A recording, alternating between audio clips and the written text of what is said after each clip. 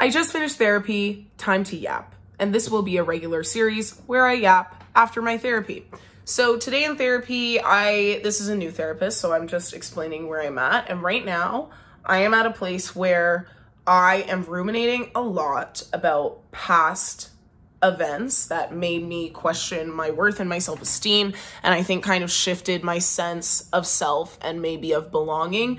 So if you saw like my whole friendship breakup rant, which is on here a few videos down, I think I had sort of a really difficult friendship situation happen that felt like it betrayed me on multiple levels. But I also realized today that I think it does reinforce my lifelong feeling that I don't belong. I've been raised in primarily white environments, and as much as I can pretend like that's normal and things are good and I'm accepted and I'm used to it, I am used to it. But at the end of the day, and everyone's crossed the I's and dotted the T's, reverse that, I don't actually oftentimes really end up feeling like I belong. And it's a sad truth that now, again, it was my first session with this new therapist.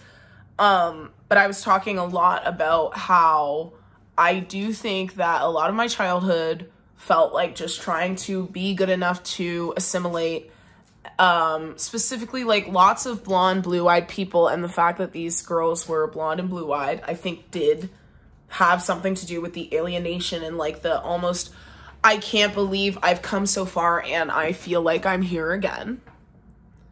And, you know, I think it's interesting that, like, my biggest video on this page is the one about Suki Waterhouse and FKA Twigs and Robert Pattinson. And just, like, being...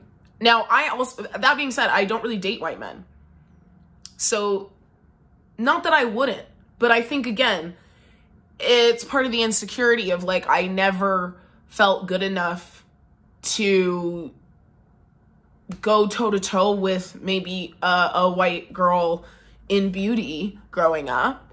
I never ever thought that I would be anybody's first choice. And then I think I moved to LA and I kind of like healed that a bit because obviously like I also think blackness in LA feels like more communal, and it was very much more, I felt more open arms, like black community. Well, okay, there was black people there to begin with is the first point, because where I was living in Canada, there was a few, but not many. And I had dated 2 black guys before I left, and my best friends in the end of high school were black. So that definitely helped. And then I went to LA, and I think I sort of started to feel more comfortable in my identity and feel a little bit more like, okay, there's places where I feel more accepted, and there's probably places where I feel less accepted, but I'm happy to have this exposure. I'm happy to be able to date more black people and just be around more black people. Then I moved back to Toronto. I have this experience of feeling more validated in a different country, and then coming back to, ironically, more similar circumstances to when I left, I guess, in regards to I'm normally one of the only black people in the room again. And you know what? I think I'm starting to resent that. I didn't even say this in therapy, but I should also watch these before I go into my next session, so I remember where I was mentally when I left. I think I'm starting to resent that. I think I'm starting to resent I miss the culture feeling in LA in all ways. And there's things that I like about Toronto arts and culture. There's lots that I do love about it, but I think that like authentic blackness, hip hop, love, community, I miss that feeling and I miss that understanding, and I can't find it here really. And at least I haven't been able to yet, and I wish that I could. And I think that I also do resent that I ended up back in a situation where I felt roped in by white girls to be their friend, but I think I was tokenized, and I think I felt that they got the best of me and I got taken advantage of again in a way that I felt like racially, I feel like they've benefited culturally, and I feel like they suck something out of me. And I think it really just hit me like, wow, I'm really not in LA anymore.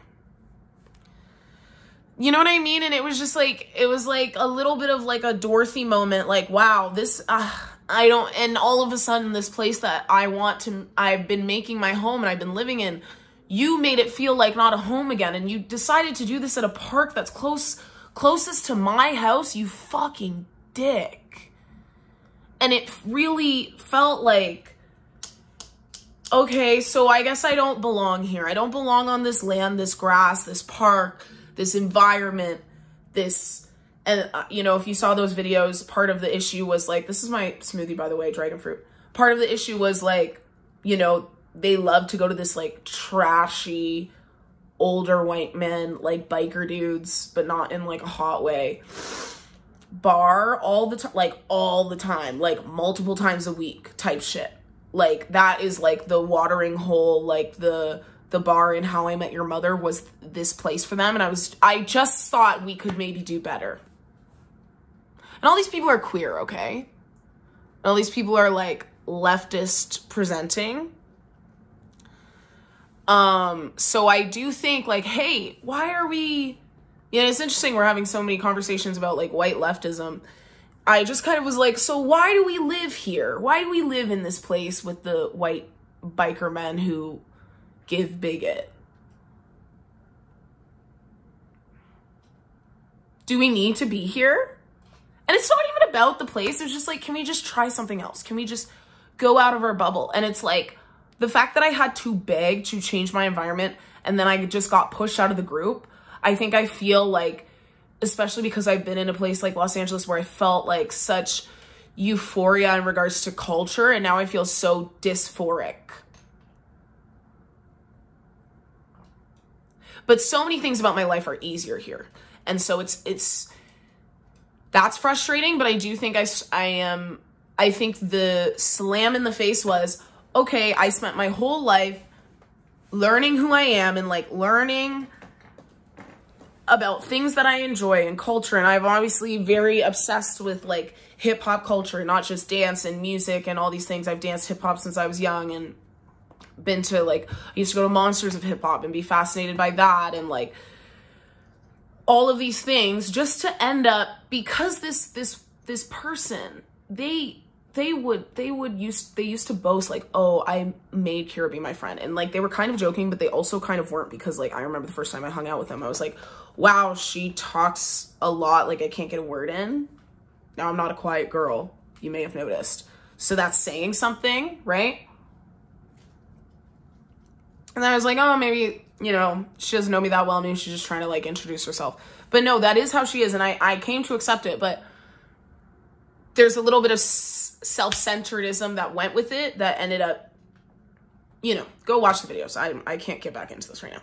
But I think I felt like so stupid, or feel so stupid for getting roped into a friendship that ended up taking me back to like the just complete rejection and isolation and displacement that I felt in my childhood, being like the only Black girl in school and like always trying to fit in with these groups of white girls, and it just never working. No matter how good you are, how creative you are, how successful you are, how smart and funny and personable and kind and nice you are, something is going to happen where they just, and it's so crazy because before I felt like I had lots of self-esteem, and there was a time where I was helping homegirl with her dating self-esteem, and she'd like thank me and shit.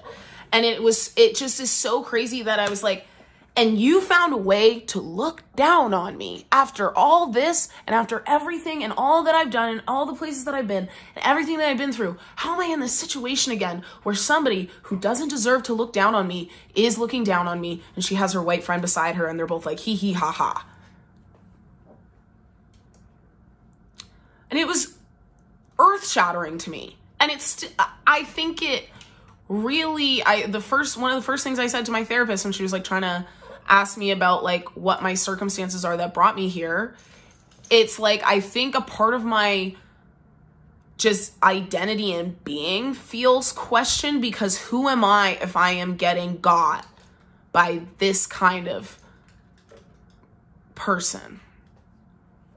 How can I keep getting got and put in these situations where my worth is determined by these white girls who don't even understand what I'm going through or talking about, really? How do I keep ending up here? Where's the secret road out? Why am I stuck? And now they scorch this earth that's part of my community and part that I like. Why don't I get to live anywhere and feel like I belong there? Like it brings up all these things for me. And then I'm like, the first thing that I was saying to my mom when it happened was like, I think I need to leave like this city. Violet, it's okay. You're going to be fine. You have 17 other toys. Like, more than that, please. Any other one. She has this thing where she just decides she wants the one that's under the chair that she pushed there. Anyways, it really did make me question. I was like, what am I doing here in this place where these people don't appreciate me? And all the cultural knowledge I have, and they not only are not gonna recognize it or care about it or want my input, but they're just gonna keep going to the same stupid place that I think is boring, and they don't value me enough to shift that. Like, it's so many. I could do a filibuster of several hours telling you all the things that piss me off and prickle me in not an acupuncture way, but the bed of nails way that used to be on Nickelodeon and all that shows and skits. I could go on and on and on. And that's part of my issue, is I'm so good at articulating why I feel disrespected, why I feel upset. And it's just like, and I keep and I keep going back to it like it's a real problem for me. It is a real problem for like my self-esteem and my ego, that somehow these like white girls presented themselves as like these parasites in my life, and they leached, and I feel like, did I hold out my arm? Like, it's shocking.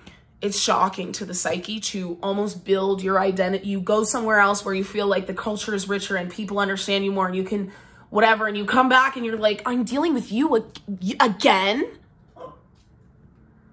So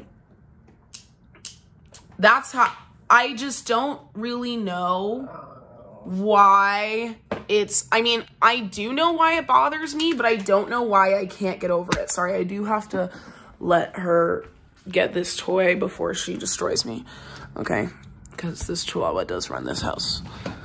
But anyways, so that's what I'm working on in therapy, because I simply can't spend any more mental energy thinking about it. But I'm very headstrong, you know, I have a background of OCD tendencies, not diagnosed. I did talk to her about it a bit though, but like, yeah, it's hard to not be able to control where your mind goes, and for your mind to be so obsessive over things that make you feel less than and remind you of all the time. And the thing is never just the thing. It is that, and it highlights all the other times in your life where that has happened. It reopens that.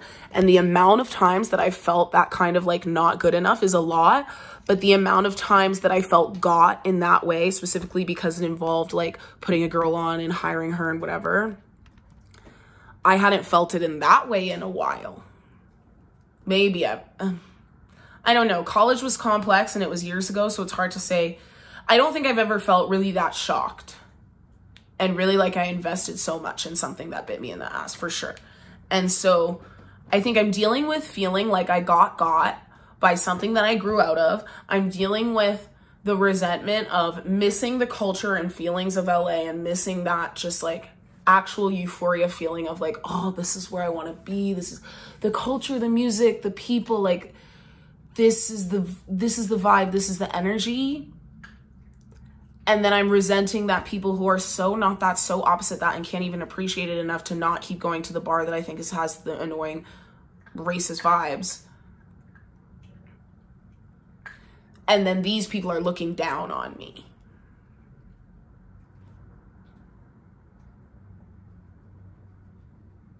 This is a very interesting challenge. It's a very interesting mental challenge.